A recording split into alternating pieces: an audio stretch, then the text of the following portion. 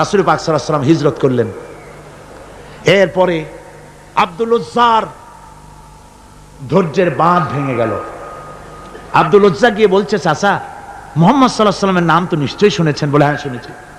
তিনি যে ইসলামের দাওয়াত দেন ওটা আপনার কাছে কেমন লাগে? হয় তার মানে বলছে যে আমার কাছে তো খুব ভালো লাগে। চাচা ইসলাম কি কবুল করবেন?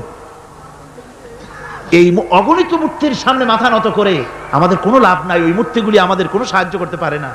এক আল্লাহ বিশ্বাস করার জন্য মুহাম্মদ সাল্লাল্লাহু আলাইহি ওয়াসাল্লাম আমাদের বলেছেন।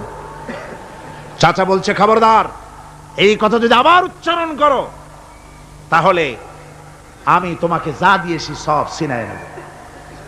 আব্দুল উজ্জা বলছেন, তাহলে আর আমি সহ্য করতে পারলাম না। চাচা আপনার সামনেই আমি ঘোষণা করলাম, একদিন চাপা রেখেছি, আর পারলাম না। আমি ঘোষণা করে দিলাম, লা ইলাহা ইল্লাল্লাহ